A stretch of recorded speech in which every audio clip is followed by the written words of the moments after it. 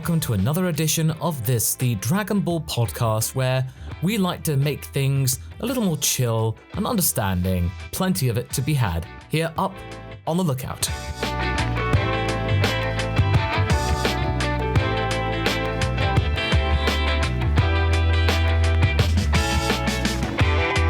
For those of you who don't know, Up on the Lookout is a Dragon Ball podcast with a difference. Here, we like to take a more relaxed approach to the medium and the franchise that is created in the realm of Japan.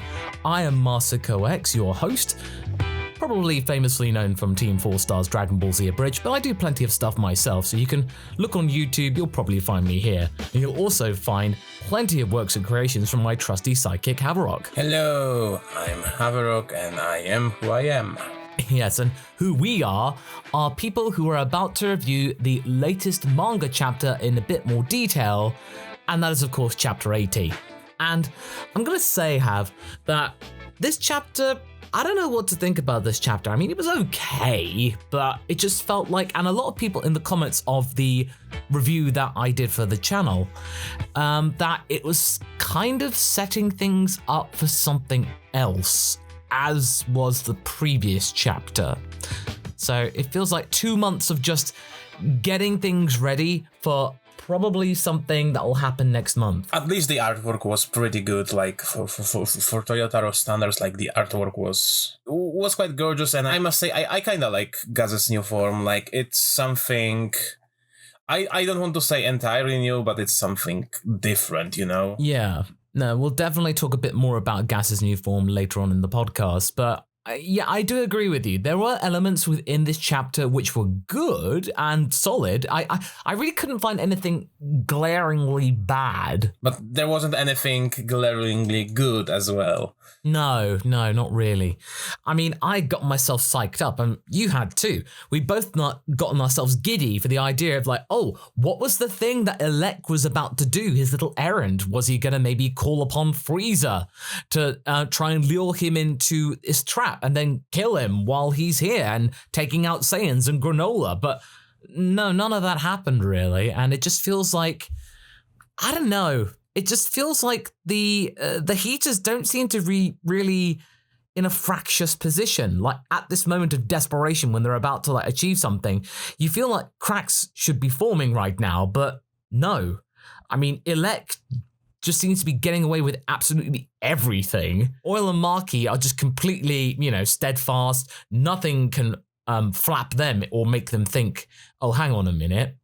Well, maybe one thing, but we'll talk about that in Gas's bit. But it just feels like there's no real development with them or changing of the mind. I mean, I think the cracks begin to show up in this chapter in particular, when they were like, what have you done with our brother? Like, they are still not out right away, but I would disagree. I can see some of the cracks, Hey, it's a bad idea. What have you done? Like they definitely show some doubts. Like, they are not rebelling against Elec because, I don't think they would dare at this point. But to be quite honest, I slightly disagree. Of course, we would want to have more.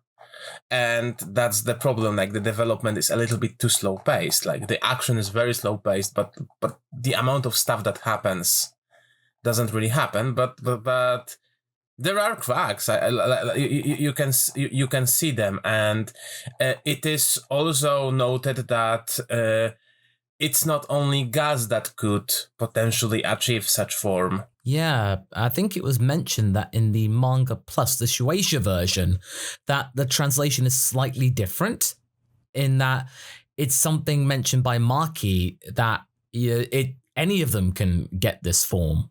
And that's something intriguing. And I bet that's going to make the internet explode with loads of creativity because, Beast Mode Maki, Berserker Maki, what kind of thing would that be? And Berserker Oil, and maybe even Elec. But to me, that, I don't know. I thought it kind of diminishes the importance of Gas and his uniqueness, and sort of actually just makes you really have more fuel for the argument, oh, they're just clones of the Bojack race, because they have that power too. And that is sort of a bit like, it's a bit of a double-edged sword for me in a way. Yeah, I can see that. The other thing, that I kind of like about it, like, I agree. The other thing that I kind of like is this ornament has a purpose. Like, it was staring us in the eyes for the entire time. And I like when, you have that little Chekhov's gun and you, like, don't think that this might have a any kind of, significance, but it does. That was a little neat detail. That was. And when I realized that, I did think, ooh, very nice, Toyotaro. Not a bad thing to have something that was right there in front of us. You get rid of it. Oh no, that wasn't just a headpiece. That was something to rein in Gas's power. It had some kind of significance. I like that. I like that a lot.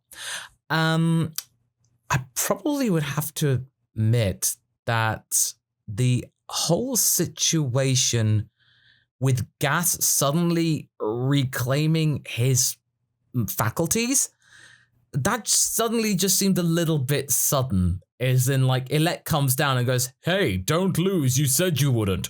Okay.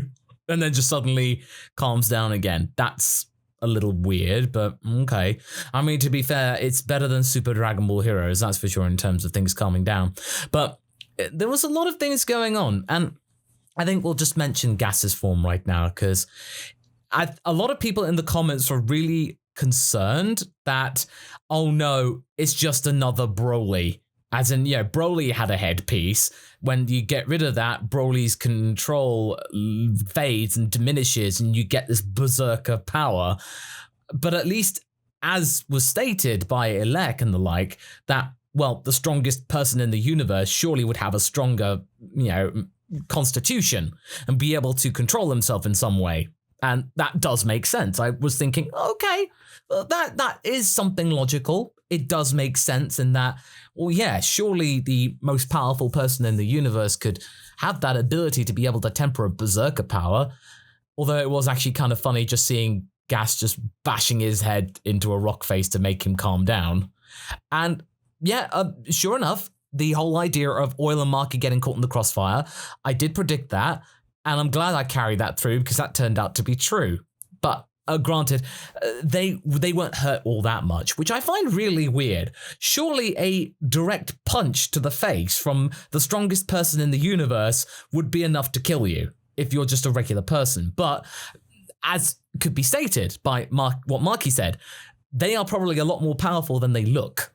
So I imagine if they just had regular powers or they were a regular being, yeah, they probably would have been toast by just that one punch.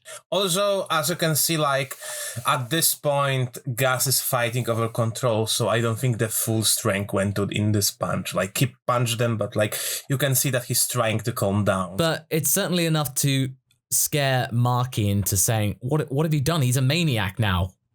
So, I mean, I think we're going to go back to normal with them. They're going to be thinking, wow, Elec, bro, that was a really good idea, when Gas is suddenly like, okay, I'll calm down now. And yeah, I don't know. I feel a little bit at odds with it, but yeah, we'll mention the appearance. The appearance, it makes sense. It's a predator. It's a clear predator.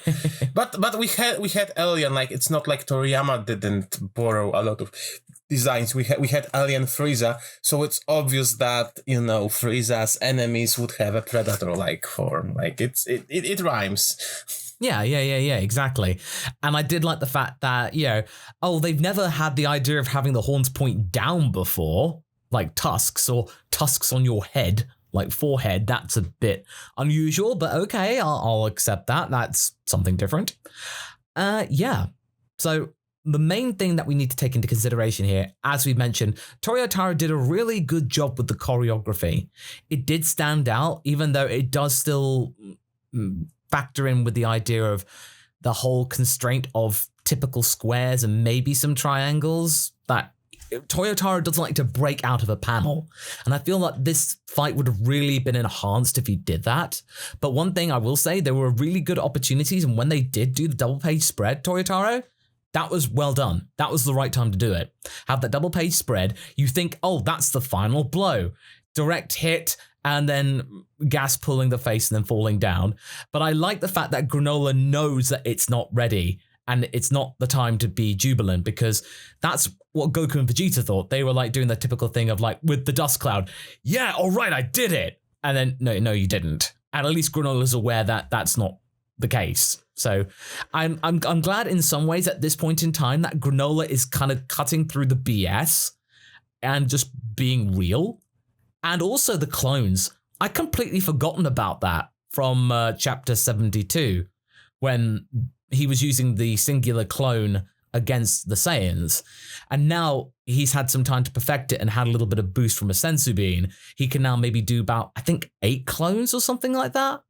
It's definitely a more enhanced version of multiform. 10. I counted 10. Also, I think my favorite page is when Gas wrecks the clones.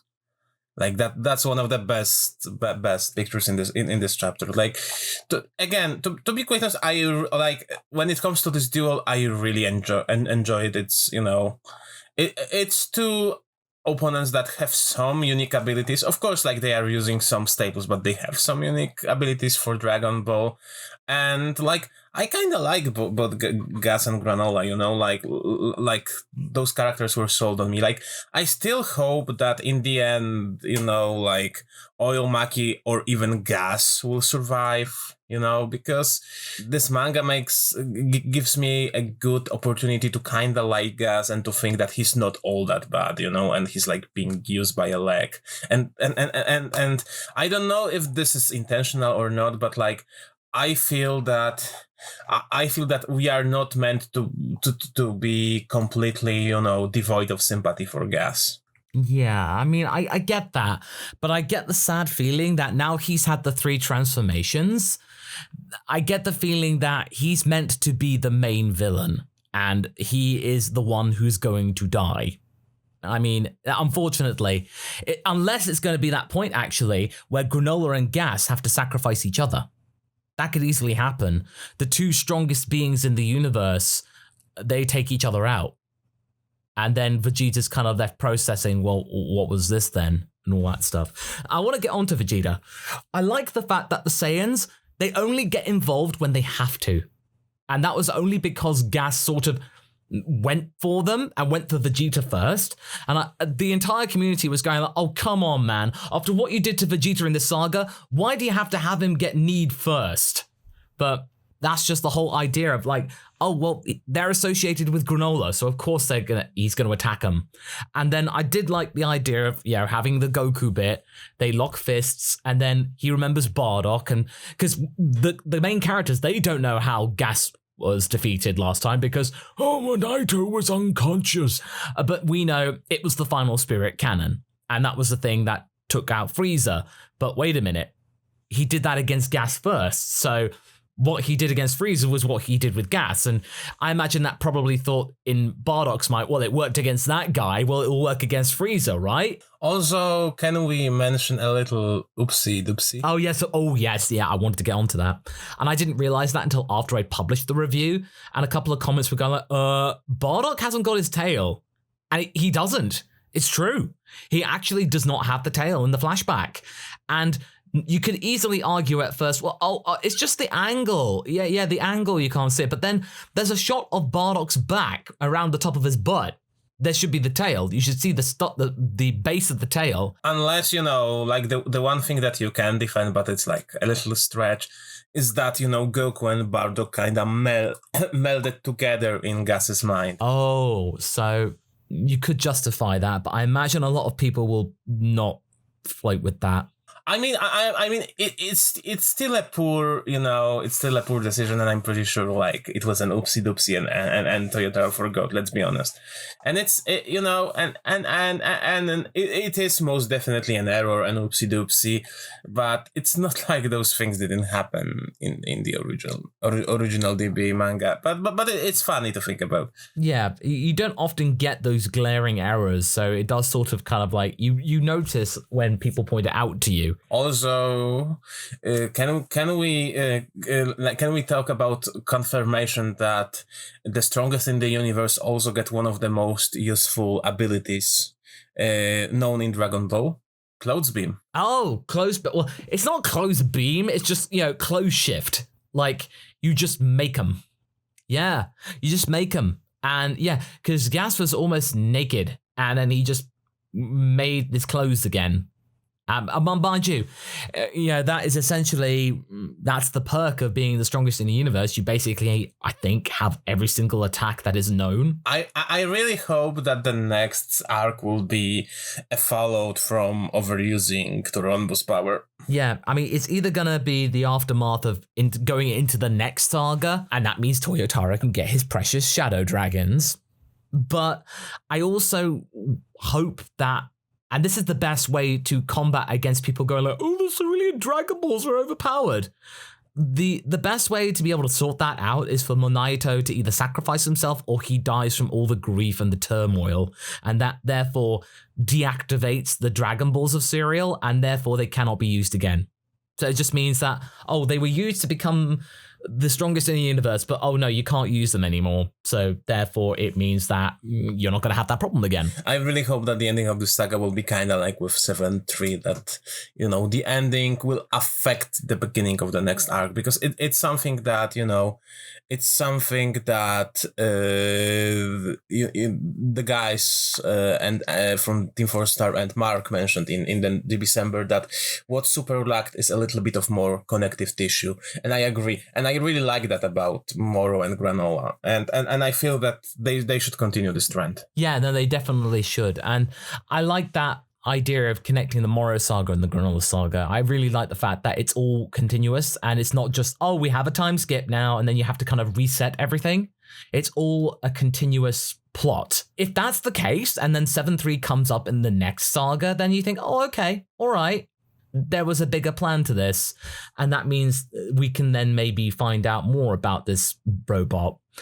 I hope so, because at this time, it's a bit like, have they just forgotten about him? Or, yeah, I mean, what's happened? Is he just locked up somewhere in the Heeters ship? Maybe at the start of the next one, when the Heeters have been destroyed or they've been defeated, 7-3 escapes or something like that once he's fully regenerated. We've covered most of the things that happened within this chapter. So all in all, it's okay. It wasn't bad. It wasn't great.